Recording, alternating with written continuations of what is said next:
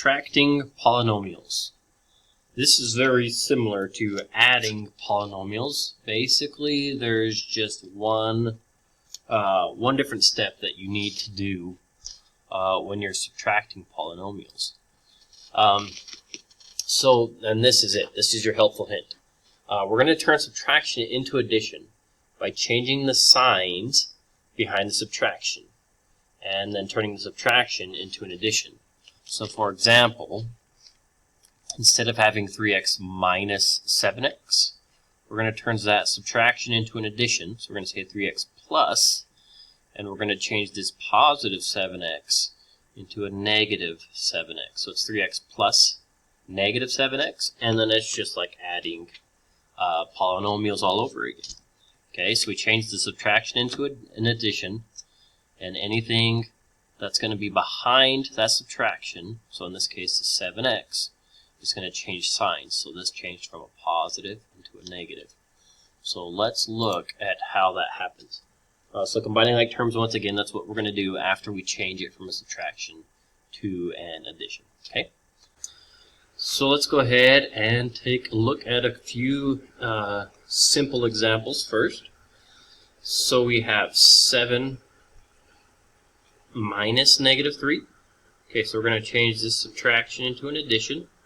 And the stuff behind it, we're going to change this as a negative 3. We're going to change it to a positive 3. So we have 7 plus 3 is 10.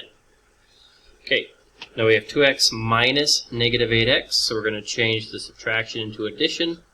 And all this stuff behind it, which is just a negative 8x, we're going to change it into a positive 8x. So we have 2x plus positive 8x, which is 10x.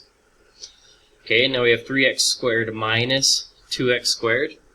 Okay, so we're going to change this into a positive, and we're going to change this positive into a negative.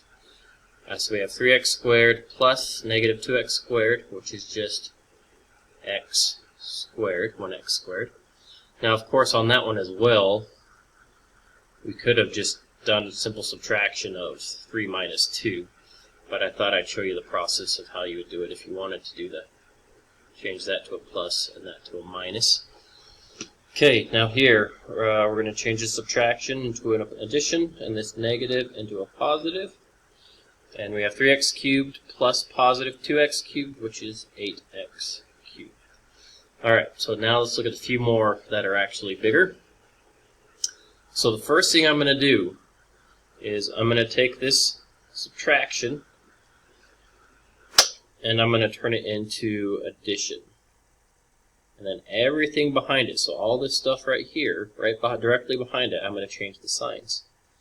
I'm going to change this into a negative, change this into a plus, and change this into a plus. And now I'm just going to combine my like terms. So I'm going to look for the largest exponent, which is right here, x cubed. There's no other cubes, so I'm going to bring down the negative 2x cubed. Okay, next let's look for any squares. Here's an x squared, here's an x squared, so we're going to do 3 plus positive 8. So 3 plus 8 is an 11, x squared. Okay, now I'm going to look for my x's, which I have one here. There's none over here, so I have a positive 2x plus nothing over here. So bring down your positive or plus 2x. Okay, now let's go ahead and look for my constants. I don't know if you can see that yellow very well. I have a positive 7 plus positive 3, which is a plus 10. So my final answer would be negative 2x cubed plus 11x squared plus 2x plus 10. Okay? Alright, so once again, we're going to take this negative, or the subtraction, turn it into an addition. Everything behind it, we're going to change its sign. So this negative 7x turns into a positive 7x. This plus 5 turns into a minus 5. Okay? All that's perfectly acceptable. Now we combine like terms. So I have an x cubed, which is my biggest exponent. and I have no other x cubed, so I'm just going to bring that one down. Okay, next I have a x squared, no other x squared, so I'm just going to bring down this minus 4x squared. Okay, here I have a 9x and a 7x. We have positive 9x plus positive 7x gives me a positive 16x. And then I have my constant sitting out here, so I have nothing plus a minus 5, so it's a minus 5 or a negative 5. And there is my final answer for my polynomial. Alright, let's do this again. So we're going to change the subtraction into an addition and everything behind it, directly behind it. So this subtraction turns into an addition, this addition turns into a subtraction, this addition turns into a subtraction, and this subtraction turns into an addition. Now I can just combine like terms. So here's an x cubed, that's the highest exponent. And there's no other x cubed, so we're just going to bring down my positive 5x cubed. Alright, so let's look for x squareds. Here's one, and here's one. So we have negative 8 plus negative 2, which gives me negative 10x squared. Okay, now for my normal x's, I have one right here, one right here, so I have positive 3 plus negative 1. Remember, I can treat my negatives and subtraction signs interchangeably. So 3 minus 1 is 2. So plus 2x. And then I have a constant of plus 6, a constant of plus 7. 6 plus 7 is 13. There is my final answer.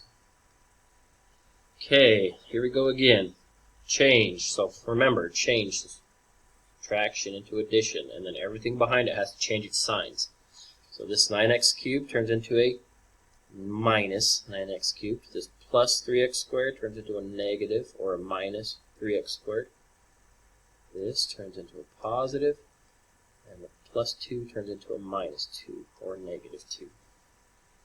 Alright, so I have 7x cubed and a negative 9x cubed. So 7 plus negative 9 is negative 2x cubed. Now I have a minus 2x squared and a minus 3x squared. So negative 2 plus negative 3 is negative 5. So minus 5x squared. And then we have a positive 3x plus positive 7x, so 3 plus 7 is positive 10x, and then positive 6 plus a negative 2, so 6 plus negative 2 is positive 4. And there is my polynomial after I have subtracted these. Okay, so that is the end. Let me know if you have any questions.